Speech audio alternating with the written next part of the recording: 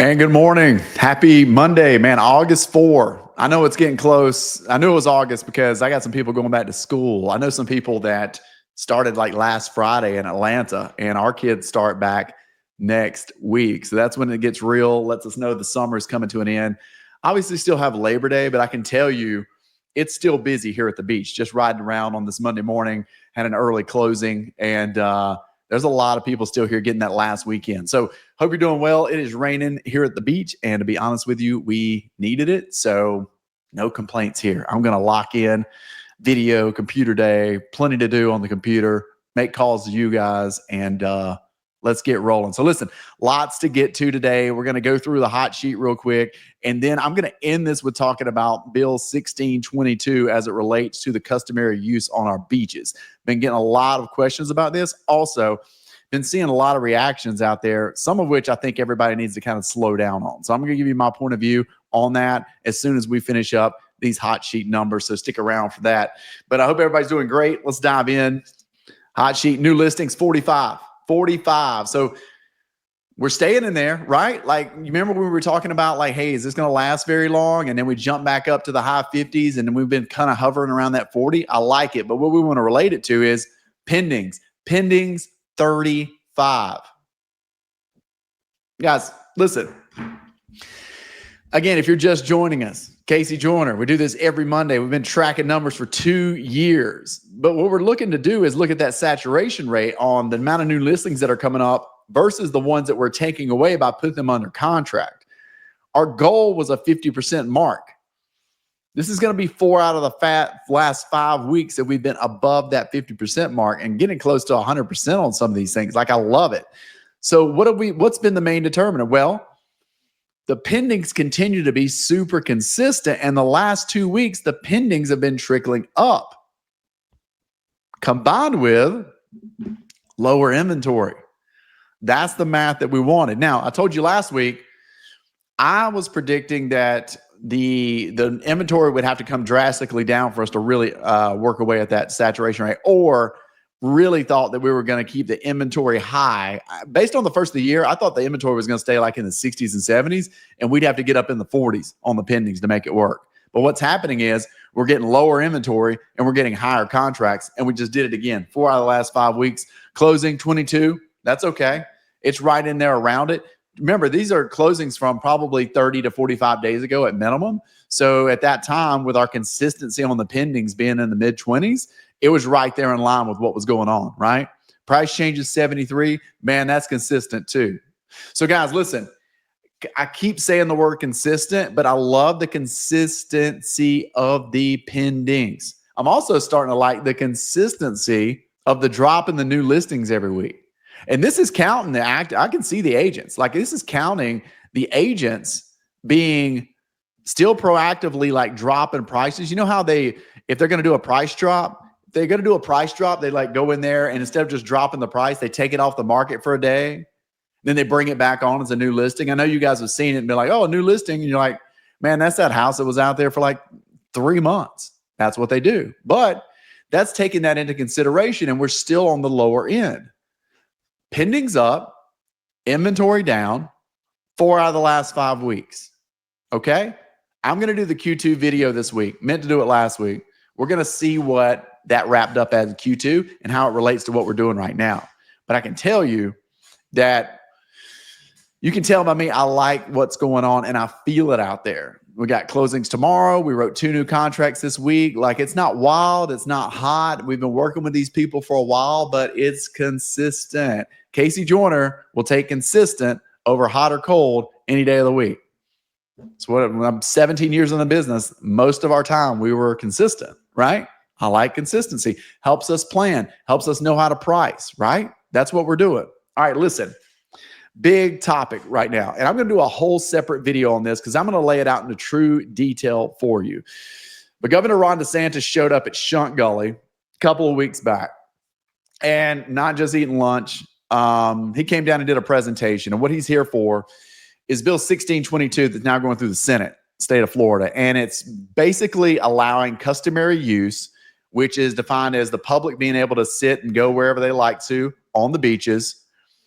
It's moving it back to the local government level. Now, the reason for this is that it wasn't that. They had reverted back to some state statutes to control customary use and dictate where the public can and cannot go. Lawsuits came through that, and it got messy a few years back, okay? If you weren't around for that, feel free to ask me, but back in 2018 is when all this started.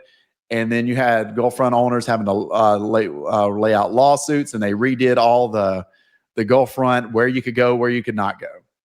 All right. So what's happening is they're doing this new bill, and their idea is to give it back to local authorities so that they can define customary use and where the public can and cannot go. All right. But at the same time, the Gulfront owners have property rights, right, to the mean water line.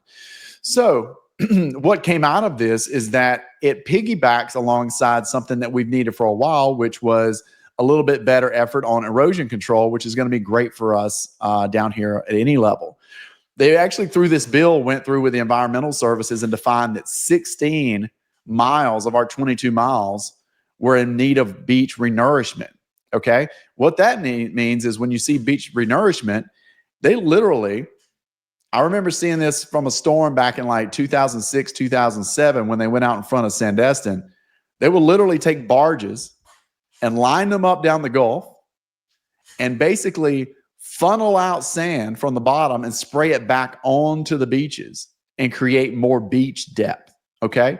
This is key for controlling our dunes, allowing a little bit more sanctuary for the wildlife, preserving everything, and then also providing more beachfront to withstand crowds and things like that. But the main point is environmental. We've got us, there were some places that have been washed out over the last, let's call it 10 years by storms that really never got renourished. Okay. Well, through this bill, they're just going to do it. The state's going to come through and renourish 16 of the 22 miles. Okay. And I'll get into specifics on this in another video. Here's where it comes in.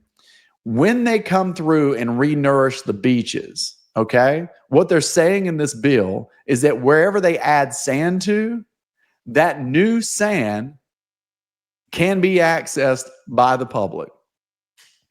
And they're going to do surveys to the current Gulfront homes and basically say, your land that you own is to the current water line as it sits today. And they're going to have a survey. And then whatever they add beyond it, technically the public can come through. Okay. Now listen, I've seen a lot of people celebrating. I've seen the other side where they're just confused on it. I will say this, there's a lot of work to do yet on this. I think what they intended to do with this is a step in the direction of giving it back to local authorities. And we're going to get some erosion control out of it and some renourishment that we've needed. Okay. Casey, how long is this going to take? And this is why I'm going to do another video. But honestly, they're probably not going to start spraying sand until summer of next year based on the timeline I saw. Because they're not even going to have everything surveyed, I don't think, by the end of the year this year. All right? It takes a lot. You got to do that step first. So they just can't show up with barges out there and start spraying the sand. So there's no immediate impact to it for either Gulfront homeowners or public. All right. My overall view is this, is that I think it's going to go back to what it was before the lawsuit started. If you're a homeowner on the Gulf that wanted to kind of get as quiet as possible, then you kind of pick communities and things like that where, you know, there's not, I mean, look, I live here. I love going down to the beach anywhere I want to, but there's some communities, it doesn't bother me they have private beachfront because I can't even walk down there to them. You know what I mean? Like, I'm not going to walk 45 minutes to go sit on the sand. Okay. So some of our neighborhoods, like, let's take the retreat. Like, you can't get to that thing by foot if you tried. I mean, it's a long way from public access. So if privacy and being in a quiet place was important to you, those are the kind of places that you need to look to. If your Gulfront home is adjacent to a public beach access point back in the day, you kind of knew you were going to have some overflow out onto your sand. All right. So I'm not going to get into that. I'm going to save it for the video, but I want to just kind of point out this point that it's been a great summer. People have been able to get out on the beach. They took a step with this bill to put it back to local government so they can define where those entry points are and all that good stuff. And the other side of it, it comes in, we're going to get some new beach out of this. We're going to get some wider beach out of this because they defined 16 of the 22 miles that we have here as needing additional beach. Okay. So I'm going to do a deeper dive, but I kind of want to just give you my piece. This is a slow moving train. It's a step. It doesn't change anything immediately, okay? But it's something we're going to watch play out and see when they start adding the sand, how much depth we get and how that plays into the public, okay? So it's a step. I think it's a good one just because I think the main thing it's going to do, guys, and this is why I say good, for either side, Gulfront homeowners that want to keep their privacy and the public where they can go where they want to. I think it's going to clear up a lot of confusion. I really do. And I think the main thing has been confusion without actual use. I get more comments from people that haven't been down yet, more so than I do from people that have been down and got to go out on the beach. Okay. So look, it's a movie we continue to watch. Just want to explain it to you, but I'm going to go in depth on it, give you every piece of it. We're going to provide links, all that stuff. But I want to bring that to you today because when Ron DeSantis shows up at Shunt Gully, and it makes news. So they're doing it for PR. They're getting the word out there and taking the beaches back, as they call it. So that's the piece of it. You know, we go facts over feelings here. I'm just going to give you all the facts of it, and you guys decide how you feel about it, right? That's our job. That's all I'm going to do. So anyway, what a week. I appreciate you. Man, I'm hearing so many of you. Thank you for the ones that are reaching out to me. I've got, I want to say 4 appointments between now and Labor Day with YouTube folks that have contacted me and excited about coming down and look at properties, or we might just be going to meet for coffee. All right. I love it. Let us know where you're from. You know, let us know what we can do. What else information can we provide for you? I'm going to keep bringing you details like this of what's going on at the beach every week. All right. Big stuff this week. We'll be back with more, and hope everybody's doing great. Call me if you need me, and we'll talk to you soon.